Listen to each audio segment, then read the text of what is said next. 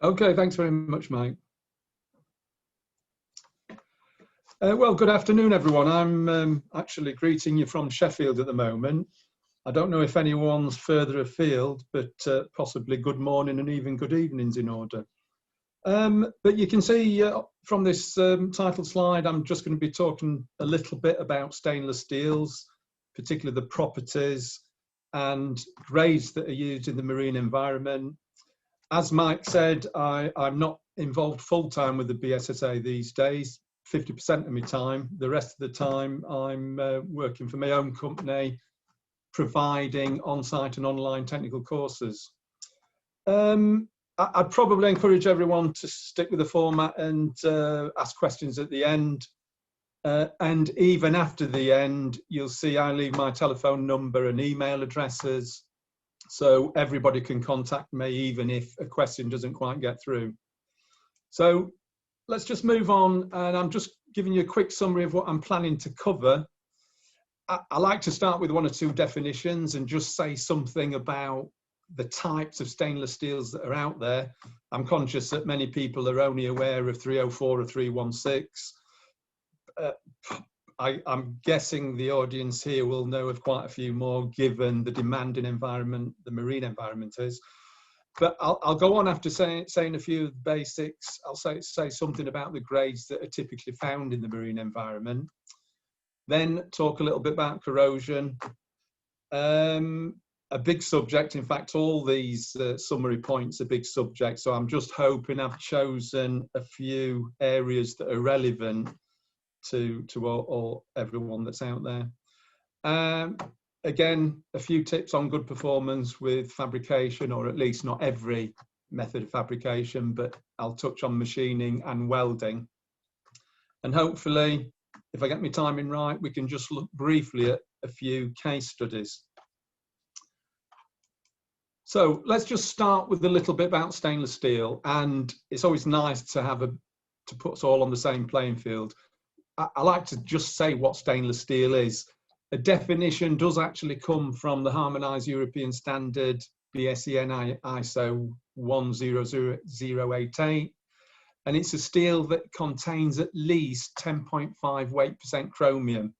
You'll see why that's important later, but briefly I can just say now it's considered the minimum amount of chromium needed to ensure a continuous passive layer forms on the outside of the material. As soon as the material is produced, oxygen in the atmosphere reacts with chromium on the surface and gives you this protective chromium-rich passive film. The neat thing about that is if it's scratched or damaged, a new virgin material's revealed, the oxygen will react with that and recreate that protective passive layer. So in principle, if the material is not exposed to anything really harmful, it should always be protective. Okay, there's several families of stainless steels that we can choose from. The 4 families here are identified.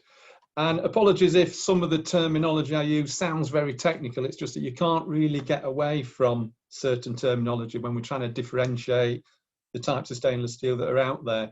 But in all these slides, there's a few brief pointers as to which are good or bad with respect to particularly corrosion resistance. You'll see on this slide, we've got 4 families named: martensitic grades, ferritic grades, austenitic grades, duplex grades.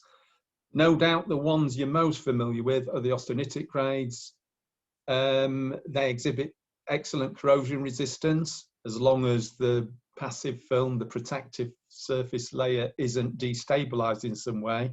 And you can guess what I'm going to come to, because we're talking about a marine environment, and we know there are species in the marine environment that's particularly going to disturb that layer.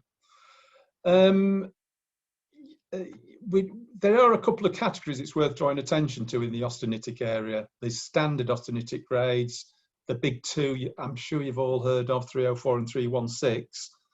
Very good level of corrosion resistance, but we can go to even more highly alloyed grades, a category of austenitics we refer to as super austenitics. You may or may not have heard of grades like 904L or 654 SMO, but they've got even better corrosion resistance, and you'll see why that comes into play a little later. Duplex grades, described by some of the big producers these days as the new boy on the block. I mean, you know, developed in the 70s and 80s, and particularly relevant to the marine environment, particularly standard and super duplex grades. And again, I'll qualify that more later. And although duplex grades were discovered in the 30s and 40s, they were never really commercially developed on a commercial scale until much later, as I say, the 70s and 80s. So just to put a bit of context to that, martensitics and ferritics, we're only talking about iron chromium compounds. The difference between ferritics and martensitics is essentially the amount of carbon that we've got in there. A big difference between martensitics and the ferritic and austenitic grades is the high hardness. They're usually chosen for applications where very high strength's needed. Hidden in the martensitics there, and the bottom left, you'll see pH 17.4. Now, I often describe that as a separate family. I mean, in truth, the basic structure of the material is the same, but some of you may be aware that pH stands for precipitation hardened stainless steel. So there's a subcategory, if you like, under martensitics, which are a very high-end special group of materials that tend to be used more in, well, they're certainly used in the marine environment, but particularly demanding market sectors, you know, whether it's aerospace, power generation, marine, as I've already said. I'll probably just draw attention to one thing. The duplex grades, some of you probably already know, I mean, duplex, it suggests two of something. Well, it turns out that the structure of a duplex stainless steel is pretty much 50% ferritic, or it's got 50% volume percent ferritic grains, 50 volume percent austenitic. But rather counterintuitive, it doesn't have properties that lie somewhere between the ferritics and austenitics. They've typically got double the strength of austenitics, and because of other certain alloying additions, many of the grades have superior corrosion resistance to the standard austenitics. So already I'm sort of, if you didn't already know, broadening out the range of stainless steels that are available for specific applications. Let's just briefly look at those families in terms of properties. Again, some of you may have seen stress strain curves, the kind of data you'll generate in a tensile test. You may be familiar with the form of these curves. There's a couple of arrows on there pointing to properties like the 0.2% proof strength, and the peak of all these curves is the point we've got the tensile strength, or commonly referred to as UTS, ultimate tensile strength. And you'll see as we go through the families, the line on there that's typically consistent with 316, you'll see it's got a relatively low proof strength compared to other types. Ferritic, higher proof strength, duplex, higher still, and we go to the martensitics and a pH, precipitation hardened steel, the curve labeled D, and strength is going up. You'll also see ductility is going down. So you sometimes find that the harder the material is, certain product forms might not be readily available just because of some of the difficulties in the processing aspects. And very quickly, another pertinent point is ductile brittle transition. I'm not going to go through in great detail on the slides because they're all points you can pick up to me at your leisure, whether it's at the end of this presentation or at any time. Because one thing about the BSSA, we do have a technical advisory service, and it's free, so you can ring or email anytime you want. But the point on this slide, you'll see that all those families, with the exception of the austenitic, the origin band, they all have a big interruption in this plot that shows impact toughness versus temperature. So if we're talking about any applications that where components are exposed to very low temperatures, there's only one family you're going to select the material grade from, and it's going to be an austenitic. Of course, duplex grades, you know, have transitions going from behavior that's essentially ductile to brittle at fairly low temperatures, you know, -50 and lower. So that's not really going to trouble us. You know, it's not going to prevent us selecting those in certain marine applications.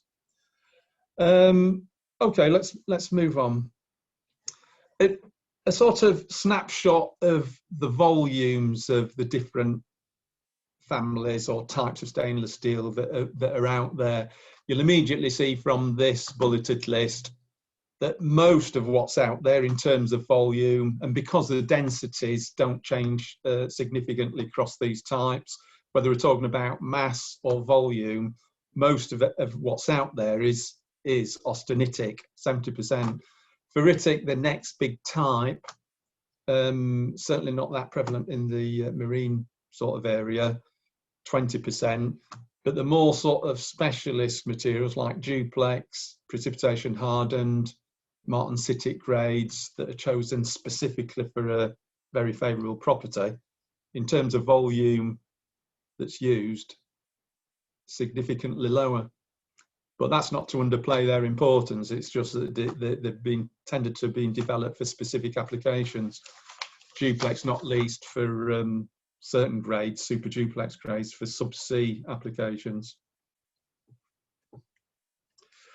And to some, it might seem a little bit academic, showing how the structures vary. But the reason I sort of always include this slide is I draw attention to the fact that when we're talking about a different type of stainless steel, whether it's austenitic, ferritic, or duplex, the reason the properties, the physical properties and the mechanical properties are all different is because each type has a very different crystal structure. The metallography of the material looks very different. You know, we can talk about ball and stick models of atoms, not so important, but it's fundamental just from the point of view of knowing that that's the thing that actually impacts the properties. Okay, grades used in a marine environment. I'll probably throw in one or two anecdotal points that come from lots of inquiries we get. We regularly get inquiries of, you know, what grade of stainless steel should I use on a building as a panel that's exposed to the coast, or I'm wanting to fix something on the deck of my boat and I'm thinking of using this grade. Well, there's certain starting grades that when it comes to marine atmospheres. But I'll just take a step back and just say something about the marine environment, because you'll see later I'll make a comment about this phrase, marine grade stainless steel. It's not a particular phrase I like, and I'll explain that a little bit more later. But if we just look at the basic composition, say, of seawater, we immediately see there's a lot of salts in there, not just sodium chloride, but other metal salts. Those salts are obviously very significant because the conductivity of seawater goes up, and corrosion is driven by electrochemistry, by electrochemical reactions. And if the conductivity goes up, the corrosion currents go up. So reactions that are at the base of corrosion are actually driven harder just because of that conductivity. To put it in perspective, deionized water has got a conductivity about 1/1,000,000th of seawater. Tap water varies to 100 to 1,000 times less conductive than seawater. And if I just go on to some data that's often shown to sort of show the different levels of aggressivity there are in the marine environment.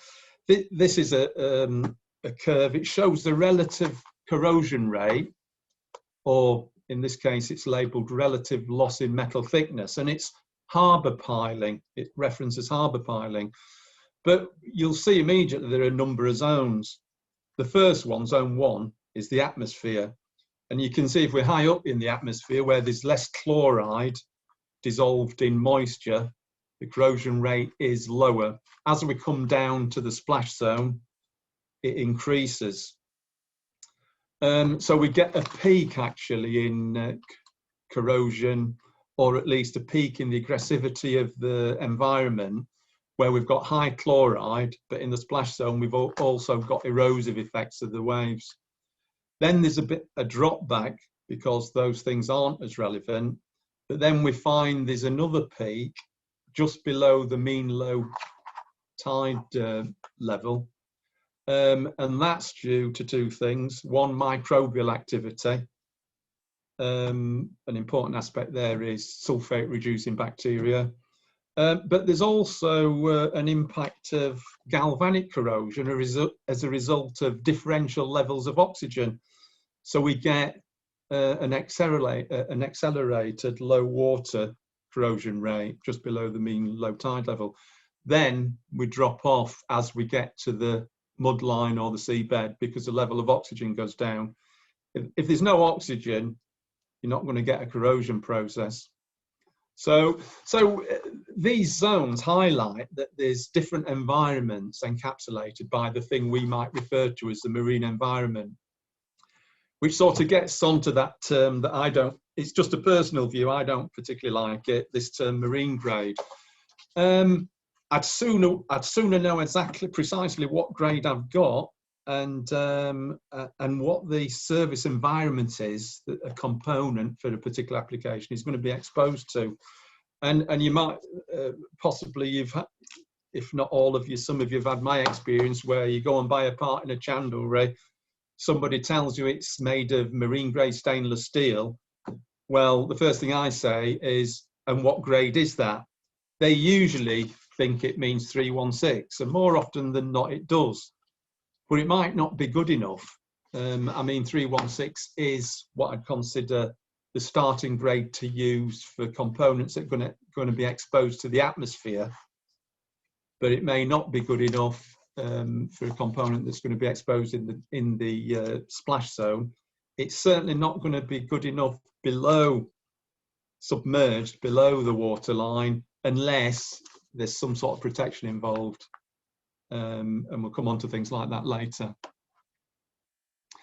Okay, a question I remember once posing at one of your annual dinner events at Regent's University, I believe it was some years ago, is how many grades of 316 are there? Not many people appreciate there are quite a few grades tagged with 316, and some are more corrosion resistant than others. I just put a table up here that shows you some of the compositional differences. If you see nitrogen go up or molybdenum go up in the particular grade, the corrosion resistance goes up. And again, I'll qualify that a little bit later. But you'll see here 316L, which I'll also explain later. You'll see there are 3 different EN numbers, 3 different grades that all have the tag 316L. I suspect if somebody gives you something called 316, they'll tell you that you'll probably be getting the leanest version of 316, because it's usually the case that if you ask for something else that you know is going to be more corrosion resistant. For example, you'll see there's 2 316 grades that have got between 2.5 and 3 weight percent molybdenum. Those 2 grades are going to be more corrosion resistant than the one that's got 2 to 2.5 weight percent molybdenum. Again, the detail of that will come out later. It's also worth reminding you of the expensive elements like chromium, molybdenum and nickel. Although there's a lower and an upper spec limit on all these grades, the mills have got tight enough control on the grades to ensure the amount is very close to the lower spec limit. Because obviously if they're producing hundreds of thousands of tons, that would be money thrown away if they always pushed it to the high limit. you know, money's obviously important to everyone. And if they can put less of those things in, they will. I mean, that's the main thing, is that it is at least within specification. Similarly with 304, there's more than one grade with that tag. And we also have cast grades. I'll quickly say that if someone asks me about what grade this a component should be made from in a marine environment, and I'm talking about a marine atmosphere, unless somebody's not the least bit bothered about aesthetics and it's not a safety critical component, I wouldn't generally recommend 304. That's not to say you won't find 304 used out there, but you'll soon you'll soon know if you've got 304, because it won't take long for the surface to degrade. I'm reminded by an inquiry who, well, he was a guy who went diving, fitting fasteners to the anchorages and fixtures of fish farms located in Scotland. And I think it was every 2 or 3 months he had to go diving to replace 304 fasteners that were securing these fish farms, or fish farm cages. And he was asking me if there was something better. And obviously 304, I wouldn't consider it the best material to choose for an atmosphere, never mind subsea. And there are always grades to cope with the environment, but you've just got to have a little bit of awareness sometimes of what mechanisms can undermine performance, and what grades would be fit for purpose for that particular environment. So just to actually label a few grades that some I've no doubt you will be well familiar with, and some maybe not, and where we'd start using them. 316, I've already said, a marine atmosphere. As soon as it comes in contact with seawater, assuming it's an application where protection by sacrificial anodes or even impressed current techniques is viable.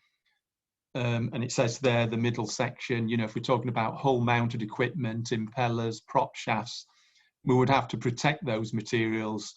316. Well, to put it in perspective, I didn't draw attention to the chloride in seawater earlier on the slide, but there's pretty much 3.5 grams of sodium chloride in every litre of seawater, which means the ppm is 35,000 ppm chloride typically in seawater. And 316 would only be recommended normally in environments that have got not more than about 1,000 ppm chloride. So immediately you know you're testing the material if you're just immersing it in seawater, hence the need for galvanic protection, but not just on 316, on a significantly more corrosion resistant material like 2205, which is referred to as standard duplex and used in prop shafts, for example, that would need protecting too. 17.4 pH precipitation hardened martensitic grade, that's least corrosion than any of those in that middle list, so not surprising that needs protection. But there are grades that can survive seawater conditions without any protection. But there's 2 categories essentially: the super austenitics and the super duplex grades. Again, I'll say more when we get onto the corrosion why those are particularly useful if you want to make something that doesn't need any protection. So, I mean, I've already alluded to the fact that grades can corrode, but it's just worth making the point that the important thing is understanding the steady state operating conditions and then knowing which grades are can deal with that operating environment, and knowing what deviations there might be, you know, the extremes of conditions that the material is going to be exposed to, and indeed changes that might occur over time. I mean, we're often asked to recommend a grade for a particular application that will last 20 years, 50 years, even 100 years. And although we can tick a certain number of bases, one thing I usually say is, could you give me an idea how the environment might change over that time? I mean, nobody usually can. And often people come to the conclusion, well, okay, let's pick the best grade we think will be fit for purpose now. And in 100 years' time, we won't have to worry about it anyway, because we won't be here. A little bit of a glib comment, but sometimes if you have to choose something, particularly if it's a safety critical part and you don't know how things are going to turn out in the future, it may be worth considering over engineering the thing from a material selection point of view. I don't usually advise that, because there's usually an answer once all the facts are in. Anyhow, just a point about you know, stainless steels do corrode. I know probably everyone listening does appreciate that, but we're quite regularly faced with people saying, I bought this stainless steel, I used it for that, and it's corroding. It can't be stainless steel. Well, every engineering metal corrodes. It's just about understanding what the conditions are that are going to bring about some level of corrosion. Well, let's look a little bit more at corrosion itself then.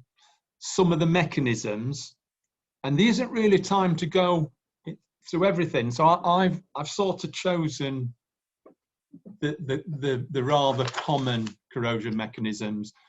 Uniform corrosion I can quickly deal with in the context of stainless steels, but I'll focus more on pitting, crevice and galvanic corrosion. I mean, if anyone wants to come back to me at any time, whether it's right at the end of this presentation or by email through BSSA, you can raise any corrosion mechanisms or issues with me or my job share partner, Dr. John Butler. So even if you email me, it could be my colleague that comes back to you. You can raise any of these areas with us at any time. So I'm going to deal with just the three that I mentioned mainly, but I'll just mention something about uniform corrosion first. I mean, as far as uniform corrosion is concerned, it's the chromium that is a big factor in preventing it. You'll see this plot just shows you a plot of corrosion rate. I'm not going into the details of how these corrosion rates are being measured, but it's corrosion rate versus chromium content. And you'll see that cutoff, 10.58% chromium, which I said was a minimum amount that had to be in a steel we call stainless steel. You'll see that anything below that, so if we're at the mild steel end or low carbon steel end, where we may have no chromium or only 1 or 2 weight%, you can see the chromium, the corrosion rates are very high. But as soon as we start adding chromium, as soon as we're at about 2 or 3 weight%, the corrosion rates drop quite dramatically. You can see that above 10.5, we're pretty much plateaued, and that's because we've got a continuous chromium oxide layer protecting the material. So uniform corrosion doesn't affect stainless steels, certainly not in a marine environment. It tends to only be a factor when the material's been exposed to really aggressive chemicals like concentrated sulfuric acid or something like that. So obviously we're well away from that. So we don't really have to worry about uniform corrosion. The thing we have to be concerned about is localized corrosion mechanisms. You'll be familiar with ways of preventing uniform corrosion. You might actually choose a stainless steel to avoid it. The bottom line on here, choose an appropriate passive film material. Other ways are actually using something like galvanized steel or sacrificial anodes or painting or use of coatings. So let's just demystify some of these mechanisms. Pitting and why it's quite prevalent in a marine environment, even on something like 316 in atmosphere. I've bestowed the virtues of this passive layer, this chromium oxide layer. Unfortunately, one of the Achilles heels, if you like, of any passive layer metal, and the same goes with aluminium alloys, one of the Achilles heels is chloride, presence of chloride. It's a very mobile, small ion that destabilizes the bonding in oxides. So it causes that nice protective chromium oxide layer to break down. And as soon as it breaks down, the corrosion mechanism itself, or the electrochemistry that's operative once that protective layer is broken down, actually produces hydrochloric acid in the pit that occurs. And as the pit develops, the concentration of hydrochloric acid gets stronger. So actually, the pitting can rapidly accelerate. Now, a monolithic component, you might be able to live with it, but if it's something like a tube carrying some liquid and the tube wall's breached, well, that's it. The component that, you know, certain components would need replacing straight away. So chloride and pitting and stainless steel's quite a prevalent thing, unless you choose a grade that's particularly resistant to it. Now, this next slide just identifies something we call the PREN number, or the pitting resistance equivalent number. The bottom line is the higher that number, the more resistant to pitting the stainless steel grade is. As a sort of fairly arbitrary rule, if the pitting, the PREN number is above about 22-ish, you're in a reasonable position for exposure to the atmosphere. So there's that dashed line there, the lower blue dashed line, just shows you that 316 is above that line, 304 is beneath it. But a lot of these things is to do with maintenance. I mean, if you're regularly washing salt deposits or debris off parts that are on the deck of your boat, the longevity of the material, even one that's less corrosion resistant, will be better. But you'll see as we go from something like 316, which is in the middle band of grades there, the red line, as we move up to something like 904L, which is one of the more corrosion resistant grades we pointed out to on the marine application slide, we've got a significantly higher pitting resistance, a PREN number. And we can go to, and as I say, 904L's termed a superaustenitic. We can get more corrosion resistant than that. The second blue line, the one marked at 40, is typically the line you've got to be above for good performance subsea. So if you're below the water line and 254 SMO, I wouldn't expect it to be a grade that people have heard of. 2507, which is a super duplex grade, you may have heard of, but those are the kind of grades that are used in critical parts on oil and gas platforms, but also components in critical structures and vessels that are permanently immersed. You can guess a cost comes with that, and so usually people are, well, they're really trying to choose a grade that costs the least, but at least is classified as being fit for purpose for that application.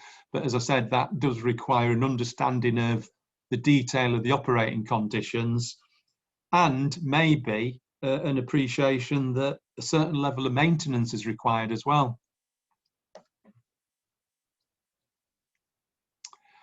Another metric that goes with the PREN number, or the pitting resistance equivalent number, is the critical pitting temperature.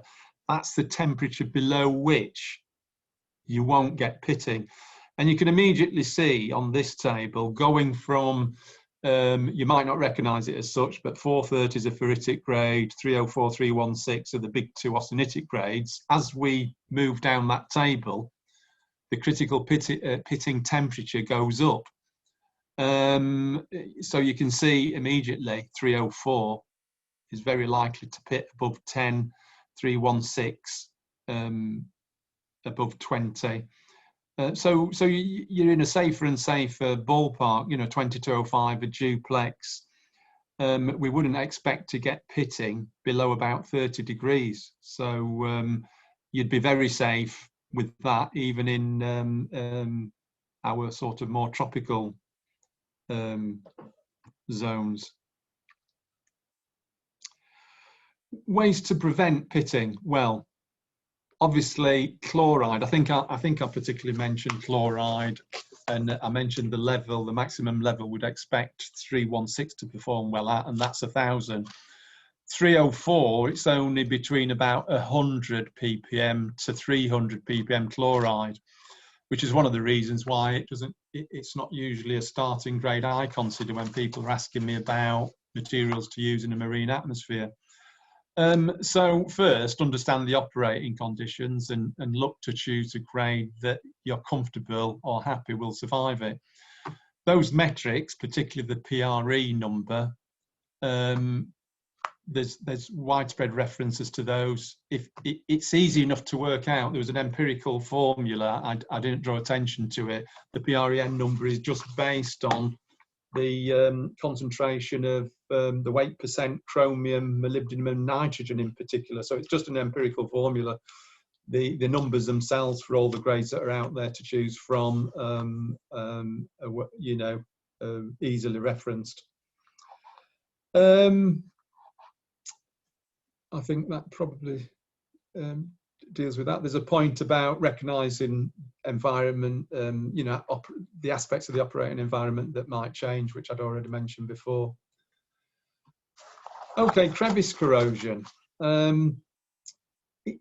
As the term suggests, wherever there's a small gap, a narrow gap, and you can see from these components, particularly that nut component and the washer, that even the gap between a washer and some sort of bulkhead is a potential crevice. I mean, a definition of a crevice really is a gap that's got an aspect ratio such that a microenvironment can develop in that gap that's different to the external environment. Unfortunately, when you get gaps like that, very quickly those gaps get filled with dirt or debris. If you add chloride in there, you very quickly end up with an environment where oxygen can't readily diffuse to the stainless surface, so the passive layer breaks down. Add in chloride, that accelerates the whole process, and it doesn't usually take long before some level of corrosion occurs. You'll see that the other two examples, a huge area corroded away under a flange, and a huge part of the load-bearing cross-section of a bolt, both of which you wouldn't see, the flange or the bolt, you wouldn't see the damage until something critical happened, either the pipes leaking some noxious liquid or the bolt, whatever structure it's supporting, collapses. So you'll see in certain cases, it's very wise to sort of understand these things, the operating conditions, whether there's a risk of these corrosion mechanisms, and choose material that will combat, well, at least help you to mitigate the risks. Ways of preventing crevice corrosion. Well, again, we can choose the right material that's fit for purpose that we know is very crevice corrosion resistant. There are other ways of preventing crevice corrosion, not least if we're talking about a fastener, we could use compressible washers that really just fill the gap or close the gap, just prevent there being a gap in the first place. Yeah, I'll move on because I'm aware I'm a little bit behind, so I want to catch up some ground.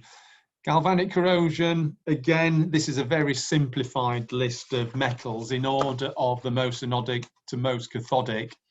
And there's a few simple rules. Avoid putting different metals together because different metals in contact generate a voltage between them.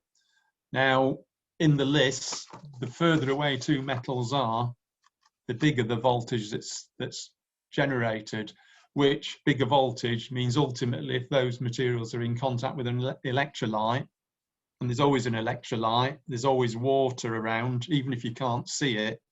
We know there's plenty of water in a marine environment, but even inside a building, you'll always have layers of water, maybe a few molecules thick, that you can't see, but there's always a means for current to flow.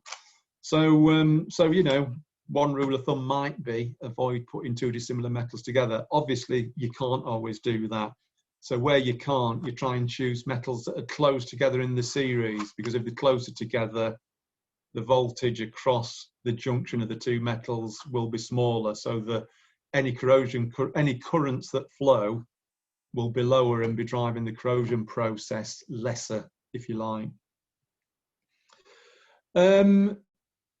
I've already mentioned some of the ways of avoiding it, but there's just a footnote here about galvanized steel, which will suffer corrosion too. I mean, the zinc's on galvanized material. I think many will appreciate it's there as a sacrificial anode. It corrodes at the expense of the steel it's covering, usually plain carbon steel. But if it's damaged, there'll be a local area where it's not protecting the steel. Or what do we do with cut ends?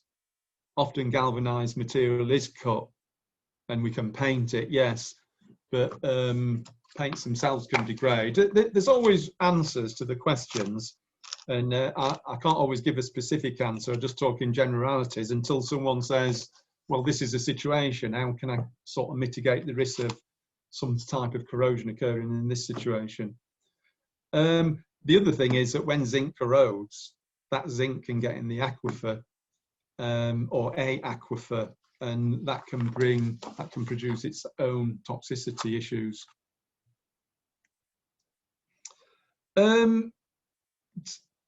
Some brief points about fabrication, and actually this is quite a slim section. There's lots of things I could cover. I mentioned earlier that both these areas are very big. I picked two that I thought might be of interest: machining and welding. It's a bit debatable whether the machining is well, I'll explain what I mean shortly, whether it's so relevant, but I'll qualify that. Let's just talk generally first when it comes to fabrication of stainless steels. I mean, stainless steels, we can cut them, press them, bend them, weld them, machine them, just like we can non-stainless steels. But a big point to be aware of, and I'm sure people, if there's anyone out there regularly working with stainless steel, a big point is, relative to non-stainless steel, particularly mild steel, it's a high value material, so you want to reduce waste, and you don't want to unwittingly cause any corrosion, level of corrosion, through just poor work practices. So one of the big things, and although this point is out there widely, it often comes up as regular as clockwork. The thing to do whenever you're working with stainless steel is segregate any work you're doing with stainless steel from any other non-stainless steel activities.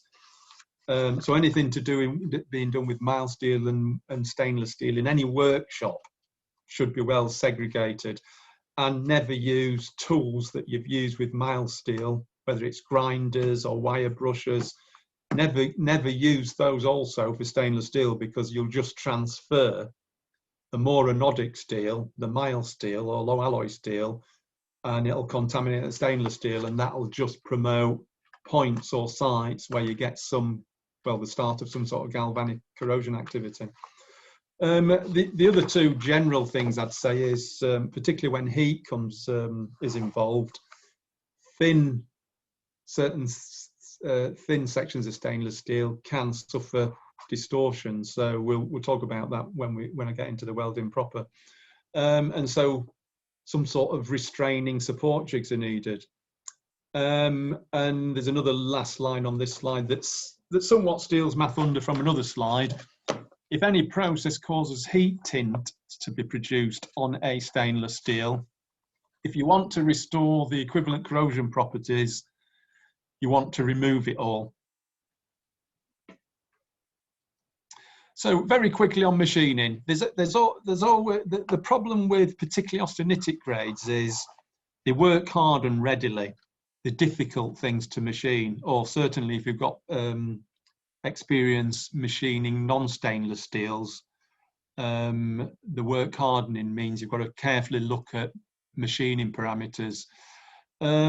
It's also worth pointing a rather obvious thing. It's not always considered, but you want to choose conditions that eliminate any machine vibration or risk tool chatter.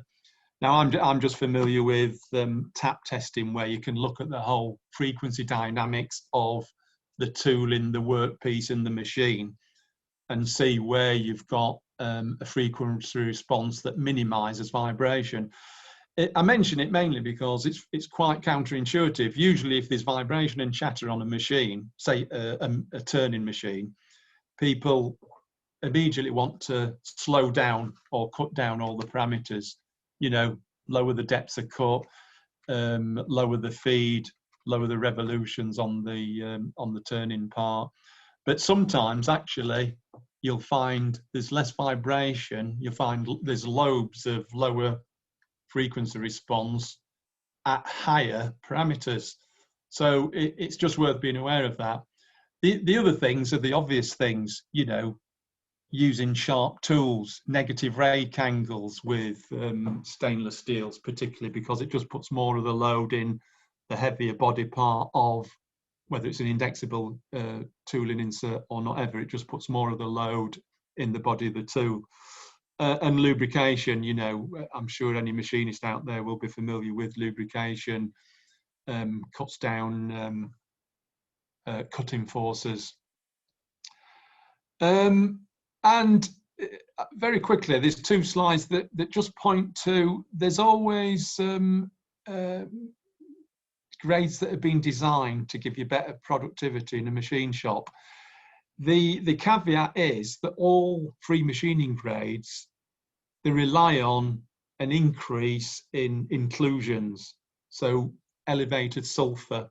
That immediately means in a marine environment, it's not going to perform so well, and it isn't something that I'd recommend being exposed even to a marine atmosphere. I mention it because I know people have been sold free machining grades because they wanted to produce more components that ultimately were going to be exposed in a marine environment. So I'm sort of touching on this as much to alert you to the fact that free machining grades have got lower corrosion resistance compared to their standard counterpart. But you'll see here standard grades significantly lower machinability indexes compared to low alloy or mild steel. You know, if we use that as the base, low alloy carbon steel, the blue bar with 1, you'll see that something like 2205, a duplex grade, it's cut by half. 304, similar, 0.52 compared to 1. So sometimes you just have to learn to live with the difficulties, but be particularly mindful of machining parameters. More data on duplex, and pointing to the fact that we don't necessarily just have to stick with cementer carbides, which are probably the most widely used cutting tools. High-speed steel cutting tools are still used, particularly for intermittent cutting, and for troublesome materials like stainless steel, because high-speed steel is significantly tougher than carbides.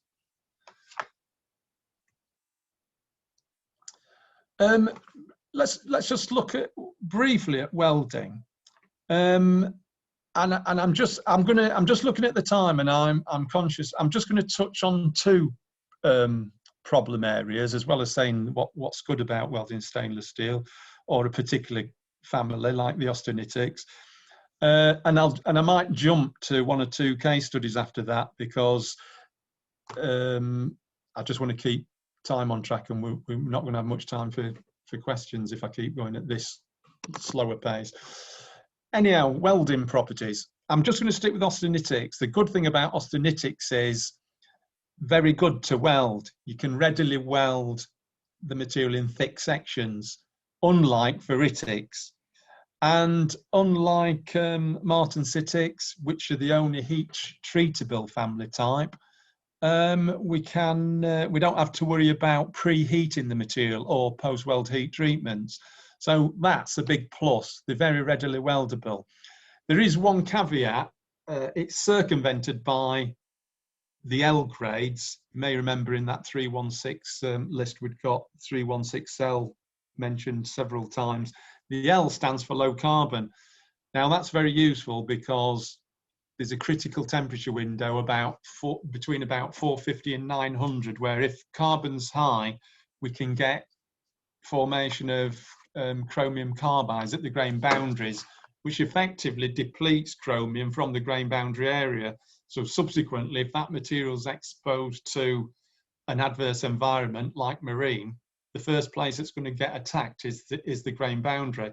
So I always draw attention to the fact if any welding's being done, you want to use either a low carbon grade, an L grade, but we could also choose another option and use what we call a stabilized grade. That's a grade with either titanium or niobium in. So a good type of stainless steel to weld. You'll see the potential problems: weld decay, weld metal solidification, distortion. Let me quickly go to the weld decay because it touches on the sensitization issue that I just said.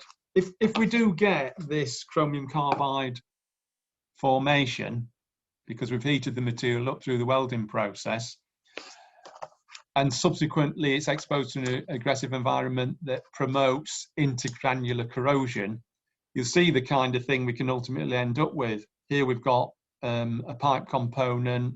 The heat affected zone has just become eaten away because the grain boundaries have been attacked and the grains have essentially fallen out. This is a schematic and a photograph of a real surface that actually was sensitized or was subject to conditions that promoted intergranular corrosion.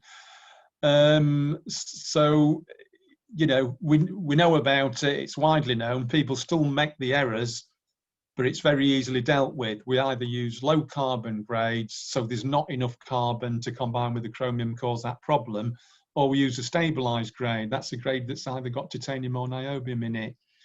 And the reason that helps is titanium and niobium have got a higher affinity for carbon than chromium. So they combine with the carbon and we don't, and the chromium's left intact at the grain boundary. So essentially there's no depletion of chromium at grain boundaries.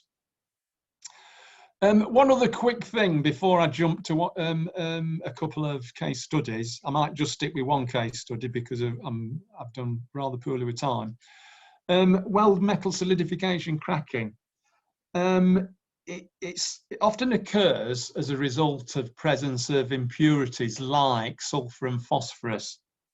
Now, a key point is, particularly when we're welding austenitics, it's an advantage to actually choose a filler metal or conditions that actually give rise to a little bit of ferrite in the weld seam.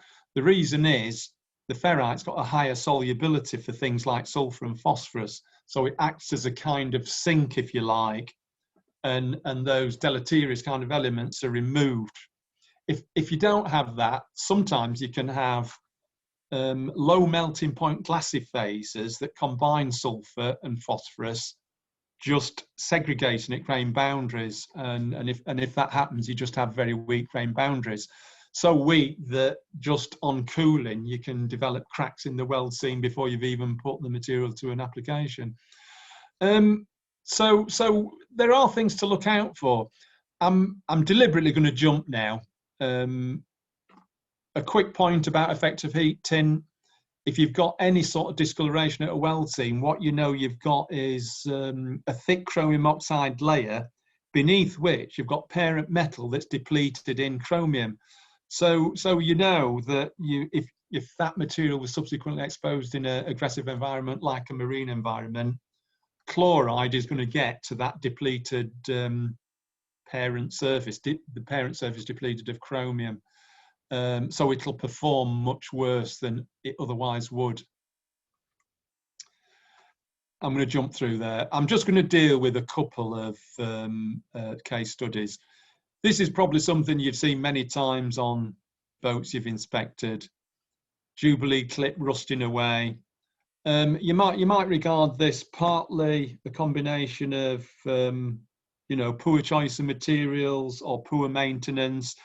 Interestingly, that Jubilee clip, for example, it looks like it's a galvanized material because you've got a lot of white powderous deposit on it, which is synonymous with zinc corroding. I'm sure your advice, or many people's advice out there, would be use stainless steel Jubilee clips. I'd certainly be expecting people to recommend 316 Jubilee clips, but again, if this is Jubilee clip on a gas hose hidden behind a galley cooker, if you never look there, you're never going to see what's happening. But given it's a critical part, you know, you don't want the gas pipe to be leaking. Simple maintenance can solve a lot of problems. Washing things off, checking if there's any sign of degradation. If you've chosen a cheaper material, at least be ready to replace it. I mean, interestingly, there's what looks to be a stainless steel head there next to the heavily corroded nut on the Jubilee clip. And obviously that's getting covered with debris. You can even see the beginnings of tarnishing on the inside of that. But it looks a little bit of a horrible situation to me. And it's certainly something you'd want to take the right measures to avoid, I think. I'm going to skip that one. I'm just going to jump to which potentially I'd argue is more serious. Crevice corrosion, the other one, an example of galvanic corrosion. You could argue poor choice of materials, poor practices as far as inspection and maintenance is concerned. This is a crevice caused by poor fitment of a propeller on the prop shaft. You can see the keyway and you can see what's happened for the poorly positioned or wrongly positioned prop.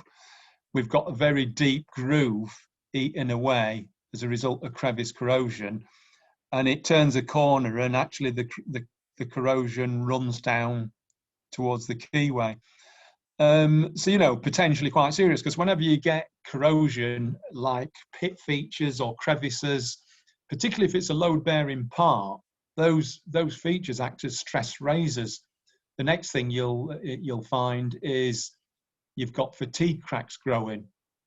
Although this hasn't cracked apart, you know, you wouldn't want to ever run the risk of things like that. So again, I guess really it's about poor practice and maintenance. You know, if you take your boat out once a year, you'd expect to pick up on things like this, but I'm conscious that lots of people do neglect to even look at things, or boats are left sitting in the water for many many years in some cases.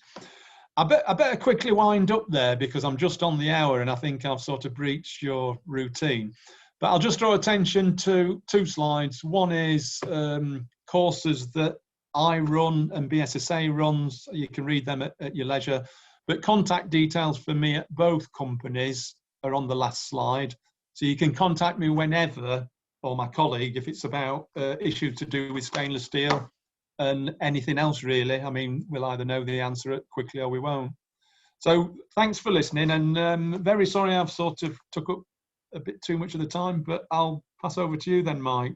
No, nothing to apologise for, Mike. In the nicest possible way. Hearing you speak, it's always like going back to school. It's brilliant.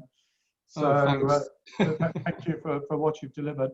I've got one question from Mark, just to wrap the session up. Yeah. He asks, instead of welding, would you prefer explosion technique for connecting two different materials? This is often seen on the aft deck cleat area, for example. To be honest, explosive techniques it's not particularly my forte. I think where you've got less, I mean, obviously welding, typically you've got a filler and all sorts of things can go wrong with our welding techniques. My temptation would be to say, yes, it sounds in some circumstances a more prevalent method, but I wouldn't want that to be the answer. I mean, it's not a technique I know well. And I think whenever you investigate any techniques, they all come with their own pros and cons. I know I've certainly seen some beautiful interfaces produced by those kind of explosive techniques you're referring to. An interface, no gaps, no fusion line with, you know, variations in structure and composition, you'd think that's going to be great, that's going to be better. But I'm sure the experts in that kind of technique will probably tell us other things that can go wrong. So I think I'll probably take that question away with me and see if I can find any more information on it. Fantastic. Thanks, Mike. Okay, brilliant.